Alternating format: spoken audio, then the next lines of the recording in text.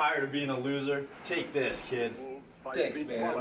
Said the captain to the bosun, so look for the package with the ship that sails the ocean.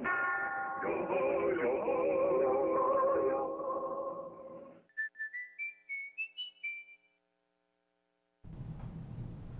Hey, Natalie.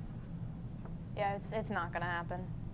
Well, why not? I mean, we're really tight. We've been working here on the Pulse for the past 6 months. Yeah, we're just not that close, you know?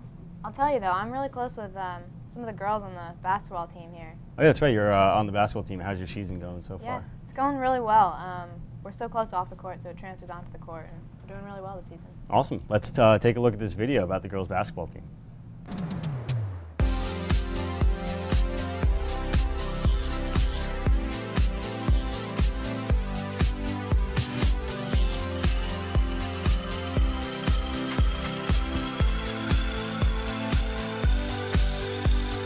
So far, you know, we're 6-3 on the year. We've been playing really well of late. We've been playing some great defense this year. I think starting off the year, we were uncertain how things were going to go. You know, we had lost so much to graduation. We only returned Natty as our lone returning starter, and we are seeing that we have some kids stepping up. We have some young kids stepping up. You know, I think where we're positioned now, as we are finishing out the first half of the conference schedule and starting the second half and getting ready for the counties, that we're going to be battle tested and that we're going to be ready to give some teams some problems, and that we're going to be able to compete to get to maybe you know, the county semifinals and hopefully make a deep run in states and hopefully make a run at the second title for sure.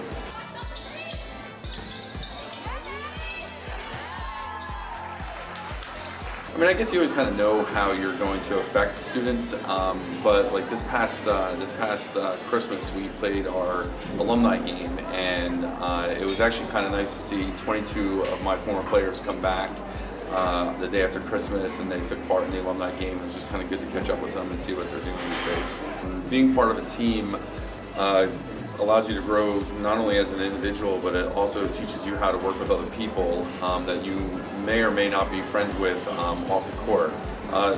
This is just an experience that you're going to have moving forward towards moving forward in your workplace and in any other activities that you do that you might not know people, where you're going to have to learn how to get along with other people, work towards a common goal, and put aside any maybe personal differences that you have with those people.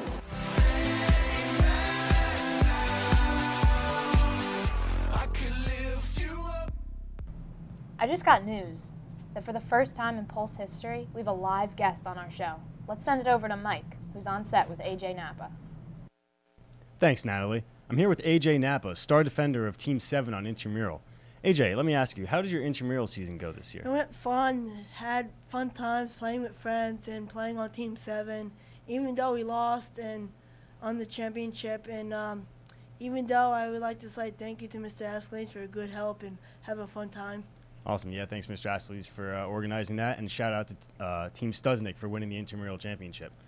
So, AJ, how do you like having a sibling here in Sibling CHS? is kind of fun because then it's easy to get around and like ask questions more, and you can hang with people more. And now I know more people and more people to do stuff with. Awesome. Let's check out how other people at CHS feel about having siblings. We all recognize high school as a safe haven of sorts, a place where nagging family members are left in the car. But we here at the Pulse want to know, what happens when that type of security is breached? By none other than siblings. Imagine you're walking down the hall to get to class when all of a sudden your worst nightmare becomes a reality.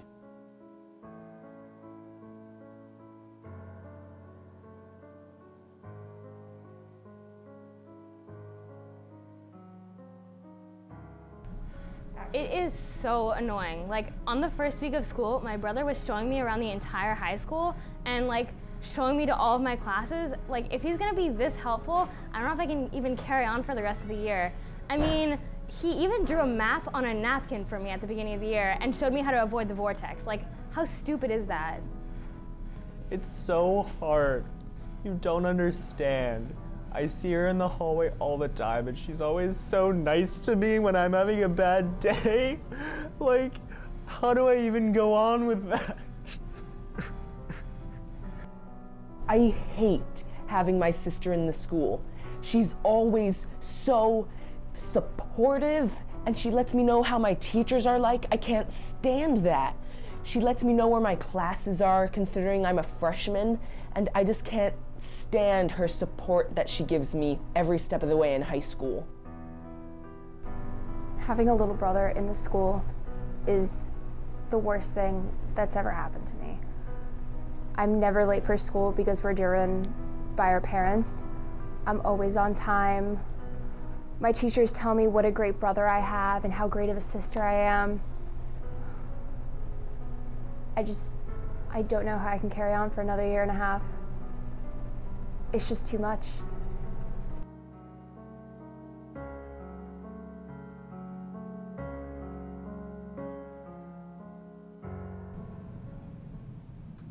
So here at CHS, we've been using a lot of new technology recently in a lot of our classes, in particular in Mr. Mariano's class. Yeah, Mr. Mariano actually has a 3D printer in his classroom, which many of the students use to take the designs they've made on computers and use them firsthand. So let's check out this video about the 3D printer.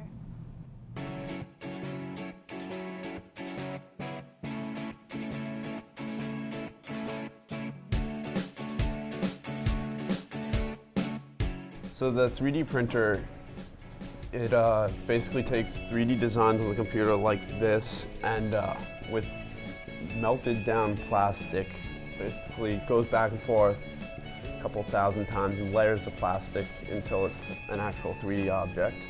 The 3D printer is important for all the CAD and design classes because it really allows you to make products and real world things on the computer and then actually put use to them.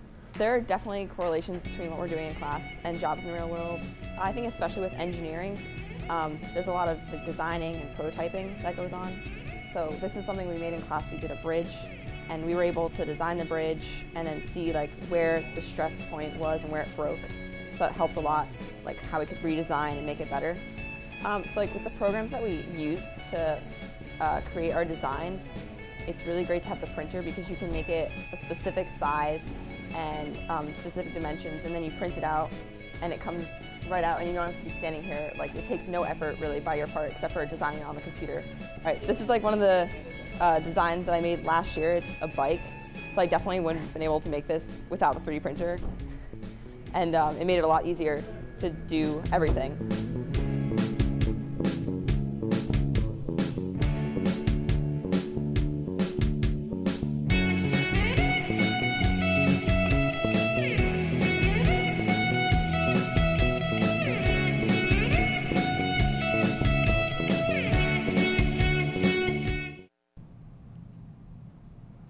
Natalie, how do you use this yo-yo? I mean, like, I know, walk the dog, I can hypnotize you, maybe the audience, That looks good. Let's maybe just put it down.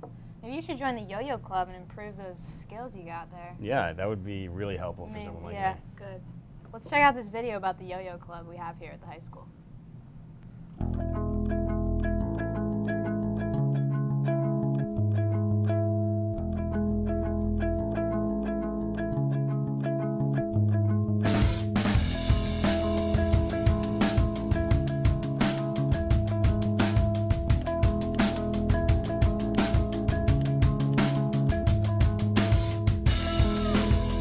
This club was started last year, I believe in May, by my older brother, Robert Weber.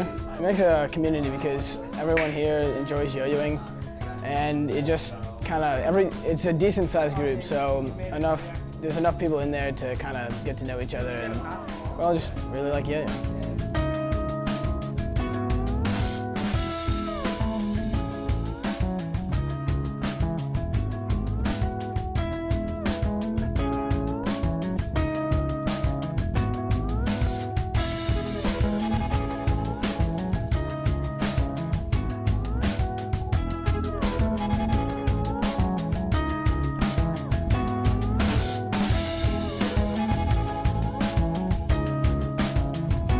Typically during the meetings, we have after school and lunch meetings. The lunch meetings are pretty short, the after school meetings are a little bit longer, but most of it's pretty much break out the yo-yos and let's work on some tricks. Most of them are right now at the beginning stage, so a lot of them are just working on the very foundation, the fundamentals of yo-yoing. But as they get better, you know, I kind of set them to different groups, and you start learning the better things, and you start practicing different things.